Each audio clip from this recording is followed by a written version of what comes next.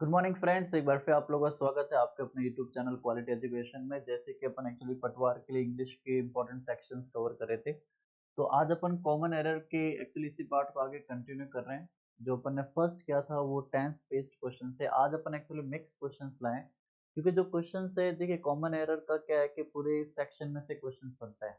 ठीक है, चाहे वो कंजक्शन है, टेंस है, मान लीजिए नाउन है, प्रोनाउन है, आर्टिकल्स है, उन सब से मिलके क्वेश्चंस बनते हैं। तो अपन कुछ इंपॉर्टेंट क्वेश्चंस लाएं क्योंकि कम समय अपने पास है, प्लस इन क्वेश्चंस के साथ और क्या क्वेश्चंस बन सकते हैं। तो हो सकता है कि आपके आज के वीडियो में से जो एरर के क्वेश्चन 2 या 3 आएंगे, एक तो टेंस का जरूर आएगा, और दूसरा हो सकता है आपको 2 या 3 जो क्वेश्चंस आएंगे वो आपको यहाँ से मिल जाएंगे, जिससे आपको काफी हेल्प रहेगी। चलिए क्वेश्चन नंबर फर्स्ट से अपन स्टार्ट करते हैं। ठीक है, अब देखिए फर्स्ट जो क्वेश्चन है उसमें क्या है, one has to do his duty. पहले आप क्वेश्चन पढ़ लीजिए, फिर मैं आपको एक्सप्लेन करूंगा। इसको मैं पहले डायरेक्टली सॉल्व करा देता हूँ। One has to do his duty. ठीक है, यहाँ पे जो है एक्चुअली सी गलत है और सी में हिज गलत है। ठीक है, क्यों गलत है? कि जो भी प्रोनाउन होता है वो उसके सब्जेक्ट मतलब नाउन पे डिपेंड करता है। अगर यहाँ पे रमेश है अपन ही लगाएंगे, यहाँ पे मान लीजिए अगर कोई फीमेल है सीता, तो अपन के हिसाब से लगाएंगे हर ड्यूटी। ठीक है, कि जो भी प्रोनाउन आता है, देखिए आपने क्या बोला, मान लीजिए फर्स्ट टाइम किसी को नाम से बोलोगे, आपने बोला रमेश, राकेश, ठीक है, मोहन, रवि। आप फर्स्ट टाइम उसे नाम से बोलोगे, लेकिन जब आप उसे एक बार बोल दोगे तो इंग्लिश में जो नाउन है उसको बार बार रिपीट नहीं किया जाता। आप बार बार रमेश रमेश रमेश नहीं बोलोगे, आप नाउन को रिप्लेस करोगे किससे? प्रोनाउन से। तो प्रोनाउन कौन होते हैं? जो नाउन को रिप्लेस होने से बचाते हैं इंग्लिश में। तो लेकिन प्रोनाउन जो होते हैं उसके सब्जेक्ट पे डिपेंड करते हैं। ठीक है, जैसा सब्जेक्ट होगा वैसा ही प्रोनाउन आएगा, वो अलग नहीं हो सकता। तो इसमें सी गलत है, इसमें हीज की जगह आएगा वंस, उसकी duty. O N E S, ones. इसके लिए मैंने क्या किया है, आपको एक पूरी टेबल अभी जो मैं बड़ा करने वाला स्क्रीन पे, ठीक है, ये आपको याद रखनी है। अगर ये क्वेश्चन आ गया तो इस टेबल में से आ जाएगा। ये प्रोनाउन का क्वेश्चन है जो काफी इंपॉर्टेंट चांस है आपके आए। ठीक है, तो इसमें काफी प्रोनाउन जो है वो आपके कवर हो जाएंगे। अब देखिए क्या है, ये जो टेबल है ये तो है पर्सनल प्रोनाउन, मतलब सब्जेक्ट टू एक्शन करते हैं। ये है पजेसिव डिटरमिनेंट्स एडजेक्टिव, ये जो है ये है पजेसिव प्रोनाउन। ठीक है, तो अपन पे ध्यान क्या रखना है, देखिए यहाँ पे क्या है, आई। ठीक है, तो आई का क्या हो जाएगा, आई तो कौन है? सब्जेक्टिव प्रोनाउन है। माई कौन है? पजेसिव डिटरमिनेंट्स है। और माइन कौन है? पजेसिव प्रोनाउन है। यू का यूअर्स। ठीक है, ही, ठीक है, she, her, hers, it, its. तो अपन जो कर रहे हैं वो ये है, तो उसका आंसर क्या होगा? वंस। आपको केवल इतना ध्यान रखना है कि कोई भी जो सब्जेक्ट है, जो प्रोनाउन है, वो उसके सब्जेक्ट पे डिपेंड करता है कि उसका सब्जेक्ट कौन है। ठीक है, क्योंकि जैसा सब्जेक्ट होगा प्रोनाउन उसी पे डिपेंड करेगा। वो प्रोनाउन कभी सब्जेक्ट के अलावा, उसके खिलाफ या उससे अलग नहीं आ सकता। ठीक है, सेकंड क्वेश्चन है, मैं टाइम नहीं दूंगा क्योंकि मैंने आपको ये टॉपिक पढ़ाया नहीं। कोई भी टॉपिक तो पढ़ाते तो आपको टाइम देते 15-20 सेकंड, इसके मैं आपको डायरेक्ट आंसर ही करा दूंगा। देखिए, people believe that the God is omnipresent. लोग ऐसा मानते हैं। पीपल बिलीव कौन सा टेंस है? Present simple. और पीपल का आगे दो क्यों नहीं लगा? क्योंकि अपन जनरल बात कर रहे हैं, मतलब ऐसे ही संसारिक। आपने कहा एग्जाम्पल के लिए, मान लीजिए आपने कभी, लोग कहते हैं कि सुबह जल्दी उठने से दिन अच्छा जाता है, इसकी कोई गारंटी नहीं है। ठीक है, अगर ऐसा होता तो सब सुबह जल्दी उठते और रोज सुबह जल्दी उठते। लेकिन ऐसा माना जाता है जल्दी उठने से दिन अच्छा जाता है, क्योंकि आप रिफ्रेश फील करते हैं, सुबह मॉर्निंग का जो वातावरण आपको मोटिवेट करता है। लेकिन इसकी 100% गारंटी नहीं। तो मैं एकदम पूछ लूँ भाई, किसने आपको कहा? आपको बोले सर लोग ऐसा कहते हैं। कौन लोग? आप आंसर नहीं दे पाओगे, आप कोई भी नाम नहीं ले पाओगे। ठीक है, क्योंकि आप जनरल बात कर रहे हो ऐसे ही। तो पीपल बिलीव, प्रेजेंट सिंपल है, क्या बिलीव करते हैं? जो भगवान है वो हर जगह प्रेजेंट है। ओमनी प्रेजेंट एक वन वर्ड है। ठीक है, लेकिन आपके वन वर्ड है नहीं। लेकिन ओमनी प्रेजेंट का मतलब क्या होता है? जो हर जगह प्रेजेंट हो सकता है, सिनोनिम एंटोनिम आ जाए। तो जो हर जगह प्रेजेंट है वो क्या कहलाता है? Omni present. लेकिन इंग्लिश में गॉड के आगे द का यूज नहीं करना है, इंग्लिश में कोई भी आर्टिकल का यूज नहीं करना, क्योंकि ऐसा माना जाता है कि दुनिया में भगवान एक ही है, चाहे वो कोई भी धर्म से हो। तो गॉड की जब बात होती है तो एक ही माना जाता है, तो उसके आगे इंग्लिश में कोई भी आर्टिकल का यूज नहीं करना, ना ए एन ना द। लेकिन अगर कोई कह रहा है तू एक भगवान की तरह है, वो एक भगवान की तरह है, तो लाइक अ गॉड हो सकता है, वो अलग केस है, वैसा क्वेश्चन नहीं आएगा। तो आपको अगर गॉड के आगे द लिखे या कोई भी आर्टिकल लगे वो गलत है, तो आंसर हो जाएगा आपका डी। मैन इज मोर्टल, इसका मतलब होता है एक दिन इंसान को खत्म होना है, कोई भी अमर नहीं है। ठीक है, तो ये जो क्वेश्चन है इसका आंसर नो एरर है। ये एक बाइबल जो होता है किताब, उसका ईडियम है कि इंसान को एक दिन जाना है, खत्म होना है, कोई भी इंसान अमर नहीं है, ठीक है। दूसरा आप क्या लॉजिक लगा सकते हैं, कभी भी मैन या वुमेन का एक्चुअली अगर एडजेक्टिव के रूप में मतलब उसका जनरल यूज में यूज होता है, नाउन का जनरल यूज होता है, तो उसका आगे नो आर्टिकल लगता है, ठीक है। तो पहला आपको याद रखना है, ये तो ईडियम डायरेक्ट याद रखना है, डायरेक्ट आएगा, बहुत ज्यादा रिपीट हो चुका है, ठीक है। तो ये डायरेक्ट आएगा, तो इसके आगे ए एन या द नो आर्टिकल आएगा मैन के आगे, ठीक है, क्योंकि ये ईडियम और ईडियम से अपन छेड़छाड़ नहीं कर सकते। सेकंड, जब मैन या वुमेन का अगर जनरल यूज हो रहा है एक्चुअली नाउन को, तो उस केस में उसका आगे नो आर्टिकल आता है, ठीक है। ये भी लॉजिक आप याद रख सकते हैं, तो इसका आंसर होगा नो इम्प्रूवमेंट। इंग्लिश में किसी भी ईडियम से आप छेड़छाड़ नहीं कर सकते, आपको उनके मूल रूप में यूज करना होता है। Next, the platinum is a precious metal, ठीक है। इसमें जो सीक्वेंस है वो सही नहीं, क्योंकि जो क्वेश्चंस आपके लेवल के नहीं थे, या मुझे लगा अब इतना समय नहीं है कि आप उसको समझे, क्योंकि उससे आपका टाइम वेस्ट होगा, तो मैंने वो क्वेश्चंस डिलीट कर दिए हैं। वही कर रहा हूँ जो मोस्ट इंपॉर्टेंट है, कम समय में समझ में आ सकते हैं, जिसके आने के चांस ज्यादा है। आपको डायरेक्ट याद रखना है, किसी भी धातु के नाम के आगे इंग्लिश में नो आर्टिकल आता है, चाहे गोल्ड हो, कॉपर हो, प्लेटिनम, एल्यूमिनियम, कोई भी धातु हो, धातु के नाम का नो आर्टिकल आएगा। इंपॉर्टेंट क्वेश्चन है, आपको ध्यान रखना है, किसी भी धातु के नाम का इंग्लिश में नो आर्टिकल आता है, ठीक है।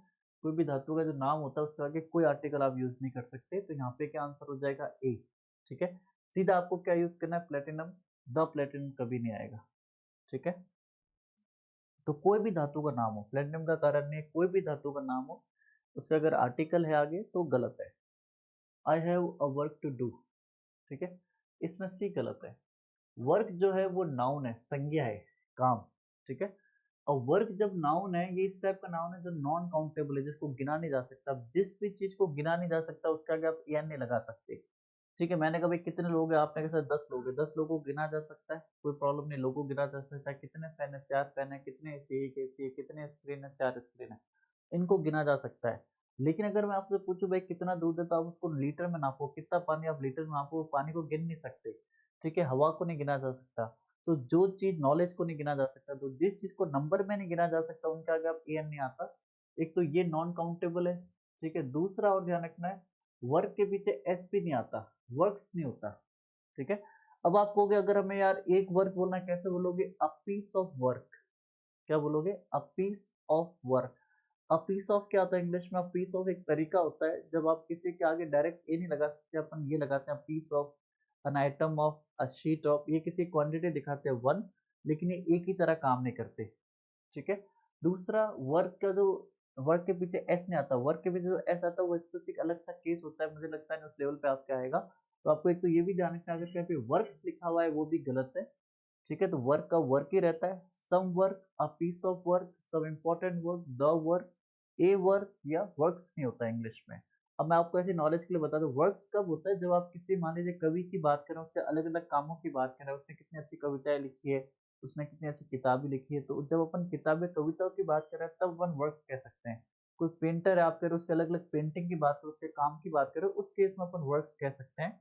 जनरल टॉपिक काम है, जनरल इंग्लिश में काम है, आपको एक काम दो काम, तो वर्क्स नहीं कह सकते आप, ठीक है। वर्क का वर्क ही रहता है, और भी नहीं लगा सकते। सम वर्क ज्यादा है, कुछ वर्क है, सम वर्क हो गया। द वर्क स्पेसिफिक है, अ पीस ऑफ वर्क एक वर्क, ये सही है तरीके। देखिए ये इंपॉर्टेंट क्वेश्चन है, मुझे पूरी उम्मीद है ये आ सकता है आपके। देखिए इंग्लिश में फिलहाल इसका आंसर कर लेते हैं, सी आंसर है और एस गलत है। ये जितने भी यहाँ पे लिखे हुए हैं, एडवाइस का मतलब सलाह, इंफॉर्मेशन जानकारी, एविडेंस सबूत, फर्नीचर समझते हैं आप, लगेज सामान, बगेज सामान, इक्विपमेंट कोई भी औजार, सीनरी कोई सीनरी, और मशीनरी मशीनरी, ठीक है। ये इस टाइप के नाउन है जो सिंगुलर और प्लूरल में सेम फॉर्म में रहते हैं, इनके पीछे कभी एस का यूज नहीं होता। आप इंफॉर्मेशन नहीं बोल सकते, एडवाइसेस नहीं बोल सकते, एविडेंसेस नहीं बोल सकते, फर्नीचर, इन सब के पीछे आप एस नहीं लगा सकते, क्योंकि जो सिंगुलर प्लूरल फॉर्म है सेम होती है नाउन की, ठीक है। ये आपको याद कर लेना, इनमें से कोई भी आ सकता है आपके लिए, और मुझे उम्मीद है ये क्वेश्चन जरूर आएगा आपके, ठीक है। तो इनमें से कोई भी नाउन आ जाए, उसके पीछे आप एस नहीं लगा सकते, इनकी सिंगुलर प्लूरल फॉर्म सेम रहती है। दूसरा, इन सब के आगे आप ए एन भी नहीं लगा सकते, क्या बोलोगे, a piece of advice, some advice, the advice, a piece of information, evidence के आगे ए एन, मतलब इनके आगे आप ए एन नहीं लगा सकते, डायरेक्ट अ पीस ऑफ लगा सकते हो, ठीक है, आइटम ऑफ लगा सकते हो, सम लगा सकते हो, दो लगा सकते हो, प्लस इनके पीछे एस नहीं आता क्योंकि इनकी जो सेम फॉर्म रहती है, दोनों फॉर्म जो है वो सेम है, इन्फॉर्मेशन का इन्फॉर्मेशन ही रहता है। इंपॉर्टेंट है, जरूर आप इन सारी पूरी लिस्ट को जो मैंने नीचे लिखे हैं, इसलिए मैंने कहा आज एक क्वेश्चन के ऊपर क्या क्वेश्चंस बन सकते हैं, कम समय अपने पास, तो उसके लिए क्या क्वेश्चंस बन सकते हैं। एक क्वेश्चन टेंस का जरूर आएगा, एक मुझे उम्मीद है आपको इसमें से मिल जाएगा। तो क्या अदर क्वेश्चंस बन सकते हैं वो मैं सारे लेकर आया हूँ। तो इसका आंसर सी है क्योंकि पीछे एस लगा था और इनके आगे आप ए एन भी नहीं लगा सकते। चलिए मैं डायरेक्ट आंसर करा देता हूँ। जो पेपर होता है, जो अपन शीट यूज करते हैं, नॉन काउंटेबल होता है, ठीक है। अ पीस ऑफ पेपर बोल सकते हो, अ शीट ऑफ पेपर बोल सकते हो, लेकिन न्यूज़पेपर का आगे आप ए लगा सकते हो और न्यूज़पेपर बिल्कुल सही है। लेकिन जो पेपर अपन यूज करते हैं, कॉपी में आता है या अलग अलग पेपर आता है, उसका आप ऑफ पेपर नहीं कर सकते कि पेपर नॉन काउंटेबल है। जब पेपर बनता है बहुत बड़ी साइज में बनता है, उसको भी छोटे छोटे पीस होते हैं, तो आपको क्या बोलना है, पीस ऑफ पेपर या अ sheet of paper, of paper नहीं बोलना। पेपर्स पीछे एस लग सकता है, कोई प्रॉब्लम नहीं, अ नहीं आएगा, आगे ए एन नहीं आएगा। A piece of paper, a sheet of paper, a newspaper, newspaper का आगे आ सकता है, उसका कोई नियम नहीं है। आई हैव सम लगेज, अभी अपन ने किया था, आई हैव सम लगेज हो जाएगा, ठीक है। लगेज का मतलब क्या था, सामान। अगर आप स्टेशन पे हो, ठीक है, आपको मान लीजिए कुली करना है, आप क्या बोलोगे, भाई हमारे पास ज्यादा सामान है, कम सामान है, एक सामान, दो सामान, तीन सामान तो नहीं बोलोगे। प्लस आप सूटकेस को गिन सकते हो, आप बैग को गिन सकते हो, आप सामान को नहीं गिन सकते, सामान ज्यादा कम होता है, ठीक है। तो लगेज के आगे एन नहीं आता, लगेज के पीछे एस नहीं आता। यूके में लगेज को अपन बगेज भी कहते हैं, एक ही बात है। फर्नीचर का सेम नियम है, पीछे एस नहीं आएगा। A piece of furniture, an item of furniture. और टेबल, टेबल चेयर इनको गिना जा सकता है, लेकिन फर्नीचर लकड़ी का सामान वो नॉन काउंटेबल होता है, आगे एन नहीं आ सकता, पीछे एस नहीं आ सकता। तो आंसर क्या हो जाएगा, सी, ठीक है। He heard a good news, ठीक है। न्यूज इस टाइप का नाउन है जो इंग्लिश में नॉन काउंटेबल है, मतलब न्यूज के आगे आप ए एन नहीं लगा सकते, द लगा सकते हो, सम लगा सकते हो, ठीक है। न्यूज के पीछे एस लगा हुआ दिखता है, लेकिन उसके बावजूद भी न्यूज इंग्लिश में सिंगुलर ही होता है। News is a piece of news, the news, some news, इसके आगे ए या एन नहीं आ सकता डायरेक्ट क्योंकि नॉन काउंटेबल है। ही इंपोर्टेड सम मशीनरी, अभी आपको कराया था, वाई हटा के आई एस नहीं लगाना, वाई आई एस हटा के दोबारा वाई लगाना है। इंपोर्टेड सम मशीनरी, मशीनरी का मशीन रहता है, पीछे आई एस नहीं लगता वाई हटा के, ठीक है। जो लिस्ट दी थी उसको पूरा याद कर लेना, इंपॉर्टेंट क्वेश्चन है, आगे एन नहीं आ सकता।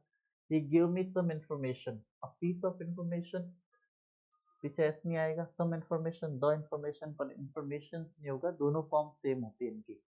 इंपॉर्टेंट है, बहुत इंपॉर्टेंट आपके हिसाब से।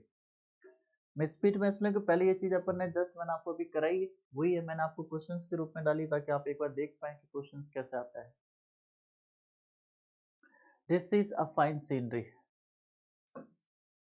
ठीक है। सीनरी के पीछे वो वाई हटा के आई एस लिख देंगे, जो गलत होगा, ये बिल्कुल सही है, लेकिन ए नहीं आ सकता। फाइन सीनरी हो सकता है, दो हो सकता है, पीस ऑफ सीनरी हो सकता है, लेकिन आप आगे ए एन नहीं लगा सकते और आप इसके पीछे वाई हटा के आई एस नहीं लगा सकते। तो आंसर क्या हो जाएगा, C. Second one, from the left is my cousin, ठीक है, ये भी इंपॉर्टेंट है, इसका आंसर ए है। सेकेंड वन के आगे द लगेगा, क्यों लगेगा, इंग्लिश में एक तो होता है एक्चुअली कार्डिनल नंबर्स, एक होता है ऑर्डिनल नंबर। कार्डिनल वो कौन है, 1 2 3, इसका ऑर्डिनल कौन है, फर्स्ट, सेकंड, थर्ड। तो जो ऑर्डिनल नंबर के आगे इंग्लिश में द लगता है, the last, the latest, the second one, the first one, the third one, क्योंकि ये किसी की पोजीशन को दर्शाता है कि कौन कहाँ पर है, ठीक है। अगर आपको कहना है भाई ये जो फ्लैट है ये फर्स्ट फ्लोर पे, तो अपन क्या बोलेंगे, द फर्स्ट फ्लोर, ठीक है। तो क्यों ये किसी की पोजीशन को दर्शाते हैं, 1 2 3 का अगर अपन आर्टिकल्स यूज नहीं कर सकते, क्योंकि कार्डिनल से इनके ऑर्डिनल्स जो होते हैं, first, second, third, fourth, fifth, इनके आगे अपन द लगाते हैं क्योंकि किसी को पोजीशन को दर्शाते हैं। तो क्या कह रहा है, जो यहाँ से सेकंड वर्ड है लेफ्ट से, वो मेरा कर्जन है, मतलब भाई या बहन हो सकता है कर्जन, ठीक है। तो एक और ध्यान रखना है, कर्जन सिस्टर, कर्जन ब्रदर भी नहीं होता, ये भी एरर होता है, इसमें नहीं है, पर ये आपको याद रखना, अगर कर्जन का साथ सिस्टर या ब्रदर लिखा हुआ वो गलत होगा। कर्जन के साथ आप सिस्टर ब्रदर यूज नहीं कर सकते, कर्जन को आपको केवल कर्जन बोलना होता है। ये क्वेश्चन आपके आ सकता है, मुझे याद आ गया कर्जन देख के, इसलिए मैंने आपको बता दिया, तो ये आपको ध्यान रखना है। तो द सेकंड वन हो जाएगा आंसर हो जाएगा ए। ओके, इसमें ये इंपॉर्टेंट पॉइंट है, ये आपके आ सकता है जरूर। देखिए, ये जो क्वेश्चन है किस बेस पे बना है, ये बना है प्रोनाउन की एक्चुअली सीक्वेंस कैसे होनी चाहिए, कैसे उनको यूज करना चाहिए। प्रोनाउन कौन होते हैं, जो नाउन की जगह आते हैं, ताकि अपन को नाउन को बार बार रिपीट ना करना पड़े, यही कौन होता है, प्रोनाउन होता है। ठीक है, अब आई ही एंड यू। देखिए, गुड सेंस का क्या होता है, जो नॉर्मल टॉक होती है, अच्छी बात होती है, कोई भी पॉजिटिव जो अपन रात दिन करते हैं। बैड सेंस क्राइम के लिए, कोई चीज एक्चुअली भूल जाना, या किसी को मान लीजिए बैड सेंस मतलब क्राइम के लिए हो गया, कोई बुरी बात के लिए हो गया, वो आपको देखते ही पता चल जाए, कॉमन सेंस है। नॉर्मल बात है गुड सेंस है, कोई क्राइम की बात हो रही है, कोई भूल की बात हो रही है, कोई गलती की बात हो रही है, बैड सेंस है। तो ये इंपॉर्टेंट है। ठीक है, गुड सेंस वाला जरूर एक बार आप देख लेना। जब भी तीन प्रोनाउन हो, देखिए प्रोनाउन में क्या होता है कि आई और वी तो होते हैं फर्स्ट, कि उसमें बोलने वाला खुद सा आता है, यू होता है सेकंड तुम, थर्ड में कौन होता है, ही शी इट और दे। फर्स्ट सेकंड थर्ड, सेकंड में यू, थर्ड में ही शी इट और दे, फर्स्ट में आई और वी। ठीक है, क्योंकि खुद ही बोलते हैं। जब भी अपन नॉर्मल टॉक कर रहे हैं, ठीक है, तो तीन प्रोनाउन है, सो सीक्वेंस क्या रहेगा, प्लॉट नंबर 231। ठीक है, तो टू कौन है, यू कौन है, सेकंड है, ही कौन है, थर्ड है, आई कौन है, फर्स्ट है। तो आंसर क्या होगा, ए। क्या हो जाएगा, यू ही एंड आई। अगर दो है, टू थ्री, टू में कौन है, यू, थ्री में कौन है, ही, दो है, टू और one, you and I. Important है, गुड सेंस वाला आपके जरूर आ सकता है, इससे पूरे प्रोनाउन कवर हो जाएंगे।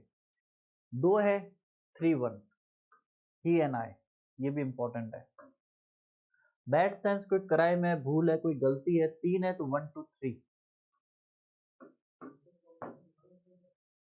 ठीक है, दो है, 12, वन टू, थ्री है, वन टू, टू थ्री, 123, 12, 13, 23। ठीक है, लेकिन बैड सेंस के आने के चांस कम है। जब आप कोई क्राइम की बात कर रहे हो तो बैड सेंस होता है, भूल की बात कर रहे हो, कोई गलती की बात कर रहे हो। गुड सेंस के आने के चांस ज्यादा है, खासकर ये क्वेश्चन थ्री वाला सीक्वेंस, ये वाला सीक्वेंस। तो गुड सेंस का सीक्वेंस जरूर देख लेना, बहुत ज्यादा आता है। तो जब भी तीन प्रोनाउन का सीक्वेंस जचाना पड़ता है, तो आंसर क्या हो जाएगा, you he and I, answer हो जाएगा फर्स्ट में। गुड सेंस अच्छे से याद कर लेना, चाहे आपके 5 मिनट लगे, दोबारा इसको जरूर एग्जाम में जाने से पहले देख लेना, इसके आने के चांस काफी ज्यादा है। ये मैंने टेबल आपके लिए रखी है, फर्स्ट पर्सन आई और वी हो गया, सेकंड यू हो गया। ठीक है,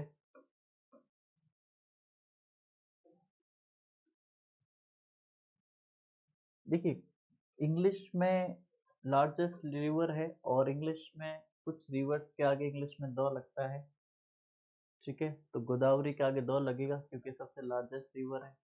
ये गंगा बहुत इंपॉर्टेंट है, ये इंपॉर्टेंट रिवर्स है जो बार बार एग्जाम्स में रिपीट होती है, इसलिए मैं लाया हूँ। तो गोदावरी के साथ साथ ये नाम आपको याद रखना है। ठीक है, इनमें से कोई भी आ सकता है, तो इनके आगे इंग्लिश में द लगता है। हर रिवर के आगे, माउंटेन के आगे द लगता है, कोई स्पेसिफिक उन्हीं के आगे द लगता है, तो वो आपको लिस्ट याद रखनी चाहिए। अभी ज़्यादा समय है नहीं, तो ये इंपॉर्टेंट में लेकर आए जो ज़्यादा से ज़्यादा आने के चांस है। ठीक है, तो इनके आगे इंग्लिश में द लगता है, द गोदावरी होता है, द गंगा होता है, ये आपको याद रखना है, द नील होता है। ठीक है, तो ये इंपॉर्टेंट है सारे नाम, तो आंसर हो जाएगा ए में। इनमें से कोई भी आ सकता है, तो आपको ये याद करना है। ठीक है, many great ships cross, Atlantic के आगे द आता है, डायरेक्ट याद रखना है। अटलांटिक के आगे इंग्लिश में क्या लगता है, द। ठीक है, क्रॉस द अटलांटिक होता है। I wish to visit Black Forest, Black Forest का आगे द लगता है, इसके इतने आने के चांस नहीं है, क्योंकि ब्लैक फॉरेस्ट इंडिया में नहीं है। ठीक है, अटलांटिक आ सकता है। ब्लैक फॉरेस्ट क्या होता है, जर्मनी में एक्चुअली। ये आप जो आर्टिकल क्वेश्चन, आर्टिकल में एरर जो होता है पूरे इंग्लिश से मिलके बनता है। ठीक है, आर्टिकल का अलग से नहीं आएगा, ये एरर में आ सकता है, फिल इन द ब्लैंक्स में नहीं आएगा। मतलब आर्टिकल से ये कह के नहीं भाई आर्टिकल चुनो, एरर के रूप में आ सकता है ये। ब्लैक फॉरेस्ट आने के चांस कम है, क्योंकि इंडिया में नहीं। ब्लैक फॉरेस्ट जर्मनी और फ्रांस की बॉर्डर के आसपास ये ब्लैक फॉरेस्ट है, जो बहुत ज्यादा घना है। ऐसा माना जाता है जर्मनी में इसका हिस्सा ज्यादा है, कि ये इतना घना होता है कि दिन में भी सूरज की रोशनी जमीन तक नहीं पहुंच पाती, इसलिए इसको क्या कहते हैं, ब्लैक फॉरेस्ट। दिन में भी वहां पे बिल्कुल अंधेरा रहता है। ठीक है, कि पेड़ इतने ज्यादा घने हैं, तो इसको क्या कहा जाता है, ब्लैक फॉरेस्ट। और ब्लैक फॉरेस्ट के आगे इंग्लिश में क्या लगता है, द। डायरेक्ट आपको याद रखना है। I usually travel in Gurudev express. Train के नाम के आगे इंग्लिश में दो लगता है। एग्जाम्पल के लिए शताब्दी हो गया, मंडोर एक्सप्रेस हो गया। ठीक है, ट्रेन के नाम के आगे इंग्लिश में क्या लगता है? दो।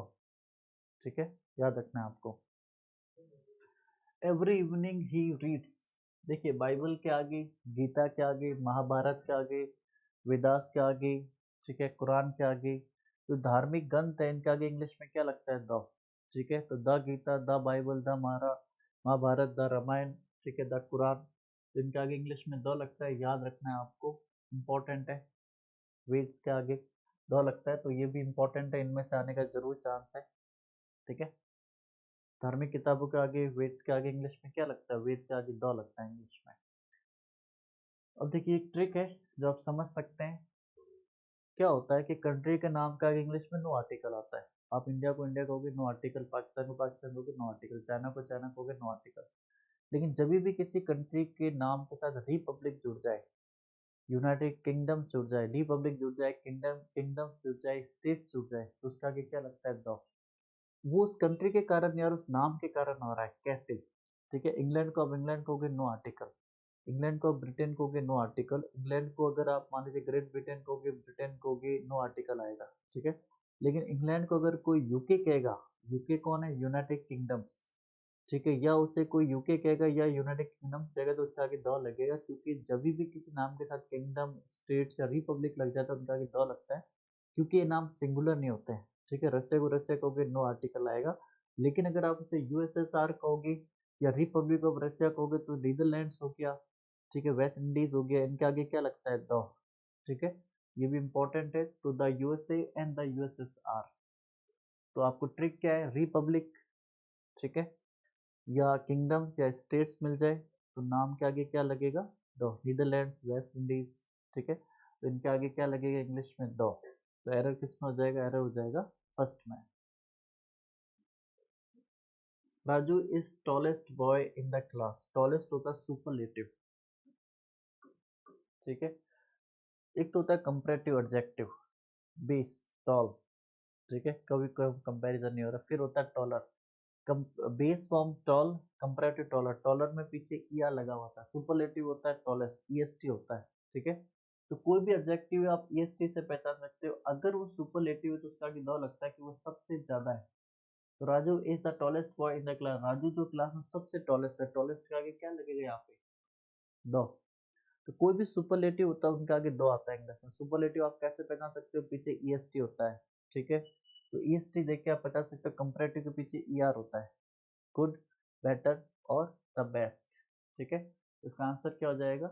सी। नेक्स्ट देखिए, आई लाइक द फुटबॉल। काफी इंपॉर्टेंट हो सकता है। किसी भी स्पोर्ट्स नाम के आगे इंग्लिश में नो आर्टिकल आता है। कोई भी अगर स्पोर्ट्स का नाम है उसका आगे नो आर्टिकल आएगा। ठीक है, इसमें वो आपको, मुझे लगता नहीं इतना डिटेल में जाएंगे। आपको केवल इतना ध्यान रखना है कि कोई भी स्पोर्ट्स का नाम, फेस्टिवल का नाम या लैंग्वेज के नाम का आगे नो आर्टिकल आता है इंग्लिश में।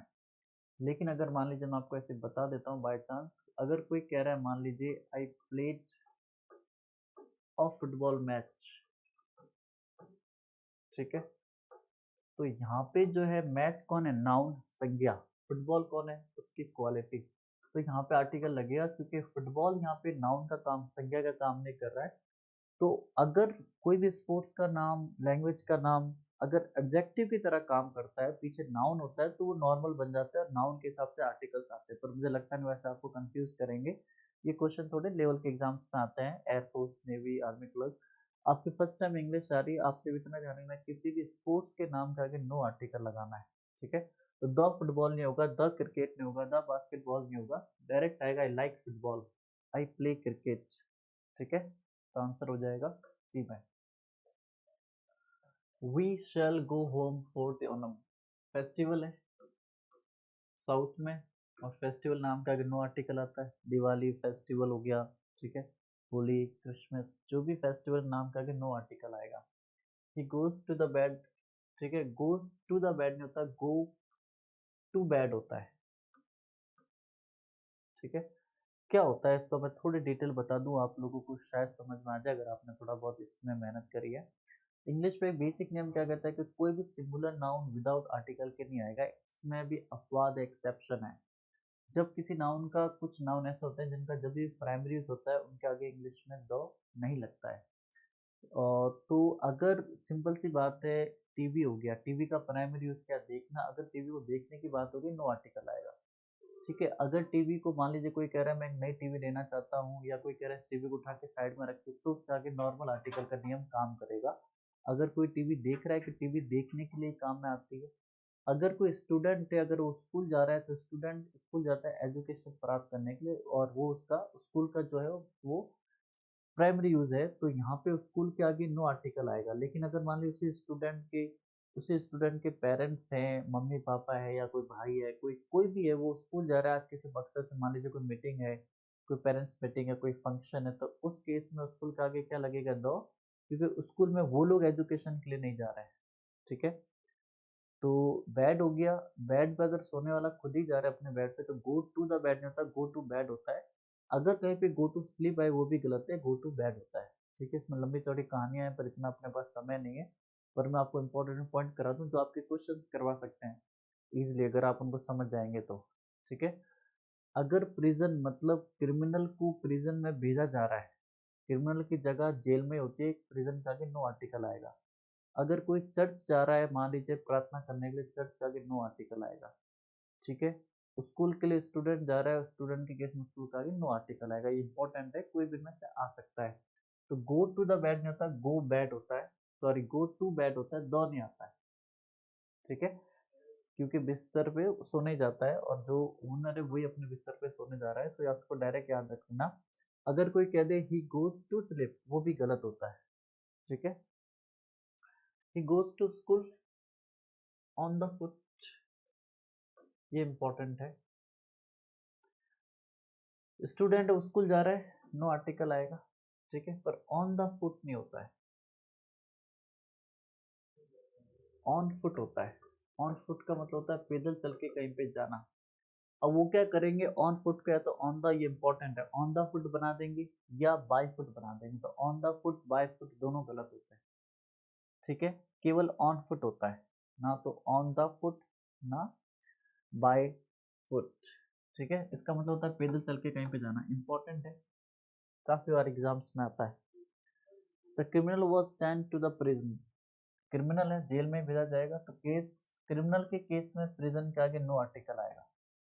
अभी जस्ट अपन ने किया था, I go to the school regularly, जो रेगुलर स्कूल जाता होगा वो कौन होगा, स्टूडेंट होगा। स्टूडेंट रेगुलर स्कूल जाएगा तो स्कूल के आगे नो आर्टिकल आएगा। ठीक है, I go to school regularly, student जो है वो स्कूल जाएगा, रेगुलरली कौन जाएगा, स्टूडेंट स्कूल जाएगा, तो स्कूल के आगे नो आर्टिकल आएगा स्टूडेंट के केस में, क्योंकि वहां पे वो एजुकेशन के लिए जा रहा है। ही gave the bagger and 1 rupee note, one जो होता है वो अपन को लगता है कि इसमें वोवल है पर ये कॉन्सोनेंट साउंड है, तो वन के आगे कभी एन नहीं लगाना, वन के आगे ए लगाना है। ठीक है, तो आंसर क्या हो जाएगा, C. He gave the beggar a 1 rupee note. ठीक है, मुझे ये ओ लगता है कि आपको लगता है कि भाई जो ओ है वो वोवल साउंड है, पर इसमें कॉन्सोनेंट साउंड होता है, कॉन्सोनेंट के आगे अपन ए लगाते हैं। ठीक है, तो इसमें आंसर क्या हो जाएगा इसका, सी। ठीक है, नेक्स्ट देखिए, I saw an MLA at the meeting, MLA के आगे एन आता है, इसमें जो साउंड आता है वो वोवल साउंड आता है। ठीक है, तो आंसर क्या हो जाएगा, D. No boy in the class is so tall as Raju, देखिए इसमें जब कंपैरिजन होता है, आपको अभी इतना समय नहीं है ना आपको समझ आएगा, तो मैं डायरेक्ट आपको बताऊंगा एनी अदर नो अदर, जब भी कोई कंपैरिजन हो, कोई नाउन हो सिंगुलर, ठीक है, आगे नो या एनी लगा हो तो वहां पे बीच में अदर लगा देना, एनी अदर नो अदर, केवल इतना भी याद रखना है, एनी अदर नो अदर। ठीक है, कंपैरिजन के केस में एनी अदर नो अदर, तो इसका आंसर हो जाएगा ए। इस ट्रिक से क्वेश्चन सॉल्व हो जाएगा। Raju is taller than any other boy in the class, any other no other. ठीक है, he speaks an excellent English, English किसी भी लैंग्वेज के नाम के आगे आप कोई आर्टिकल नहीं लगा सकते, लैंग्वेज के नाम के आगे, फेस्टिवल नाम के आगे, स्पोर्ट्स के नाम के आगे नो आर्टिकल आता है, चाहे हिंदी इंग्लिश जर्मन कोई भी लैंग्वेज हो। लेकिन आपको ध्यान रखना है कि अगर कोई कह रहा है it is an English book, तो वहां पे जो बुक है नाउन है, इंग्लिश उसकी क्वालिटी की किताब तो कैसी भी हो सकती है, केवल लैंग्वेज के आगे नो आर्टिकल आता है। ठीक है, तो किसी भी लैंग्वेज के आगे इंग्लिश में आर्टिकल्स नहीं लगते, तो आंसर क्या हो जाएगा, बी। लेकिन अगर इंग्लिश में बताया आपको फुटबॉल की तरह एडजेक्टिव का काम कर रहा है, नाउन है पीछे कोई, वो केवल क्वालिटी बता रहा है, तो उसका आगे आर्टिकल्स लग सकता है। तो आपको अगर ये क्वेश्चन आ जाता है, थोड़ा सा क्वेश्चन को पढ़ना है आराम से, उसके बाद सॉल्व करना है। ब्रिटेन के लोग जो हैं एक्चुअली यूके के, उनको अपन इंग्लिश पीपल भी कहते हैं, तो इंग्लिश अगर उनको कह रहे हैं तो आर्टिकल लगेगा। केवल लैंग्वेज के केस में इंग्लिश के आगे नो आर्टिकल आएगा, वो आपको पता चल जाए कि लैंग्वेज को बोला जाता है, तो ही स्पीक्स, पता चलेगा लैंग्वेज की बात कर रहा है, तो कोई भी आर्टिकल इसके आगे यूज नहीं किया जा सकता है। ही बिहेव्स एज इफ जब भी आता है, एज इफ के साथ जब सब्जेक्ट होता है वहां पे आपको वर यूज करना है, क्योंकि इमेजिनेशन होती है सेकंड कंडीशन की। क्या कह रहा है, वो ऐसे बिहेव करता है मानो कि वो एक राजा हो, पर वो राजा है नहीं, हो। तो सेकंड कंडीशन होती है, इसमें सारे सब्जेक्ट के साथ अपन वर लगाते हैं, चाहे आई है, चाहे ही है, चाहे शी है।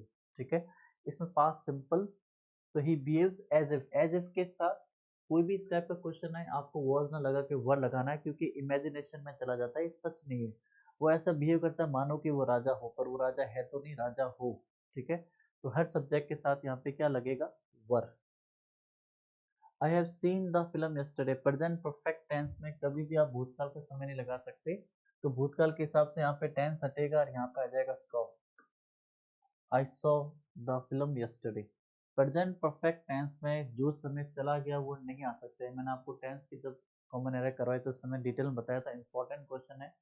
तो he saw the film yesterday, तो यहाँ पे एक ही टेंस आ सकता है, वो है पास्ट सिंपल, मैंने वो फिल्म कल देखी थी।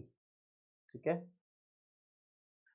आई एम वर्किंग हेयर फॉर, समय लगा है, सिंस और for has been have been के साथ आता है, तो I have been working here for 5 years, I have been, I have been working here for 5 years।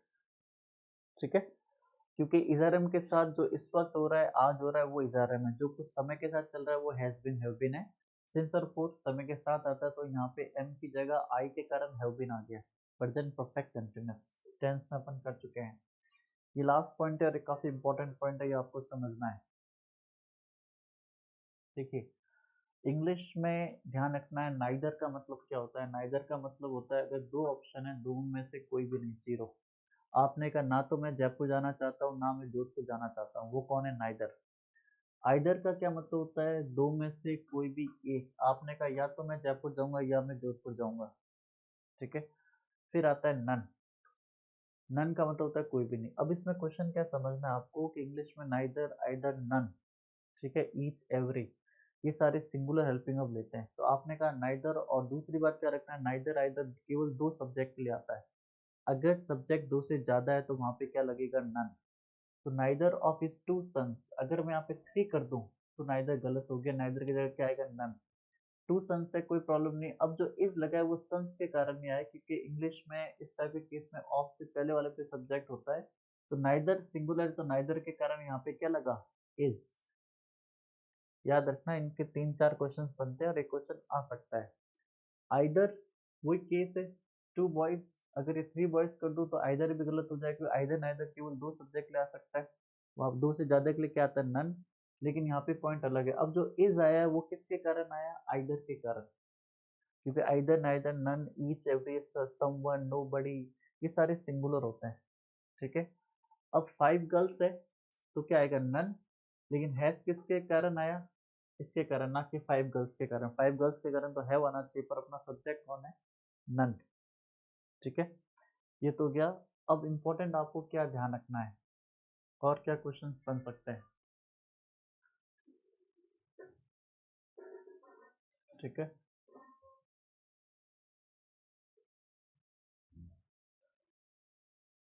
अब देखिए ये सब हो गया, इनके अलावा और क्या क्वेश्चन बन सकते हैं मैं आपको करवा देता हूँ, इसके आने के चांस ज्यादा है। देखिए, आपको ध्यान रखना है कि अगर इंग्लिश में नाइदर लगा हुआ है, नाइदर के साथ केवल आ सकता है नॉर। अगर आइदर लगा हुआ है, आइदर के साथ केवल आ सकता है और। अगर कोई आइदर के साथ नॉर लगा दे, नाइदर के साथ और लगा दे, वो गलत होता है। ठीक है, दूसरा, एक तो ये क्वेश्चन आ गया, अगर मान लीजिए ऐसा आ रहा है, आइदर ठीक है, मान लीजिए वहां पे लिखा हुआ रहा है नाइदर, ठीक है, ही नॉर आई। तो यहाँ पे जो भी हेल्पिंग अब आएगा वो सेकंड वर्ब पे डिपेंड करता है। जो एम आया वो किसके कारण आया, आई के कारण। यहाँ पे नाइदर या ही का कोई रोल नहीं है, ये अलग चीज है, ये अलग चीज है। इसमें आपको क्वेश्चन का फॉर्मेट ध्यान रखना है। इसमें दोनों सब्जेक्ट अलग अलग जाएंगे, हेल्पिंग ऑफ सेकंड वाले डिपेंड करेगी, इसमें दोनों साथ जाएंगे, हेल्पिंग ऑफ नाइदर आइदर के कारण सिंगुलर आएगी।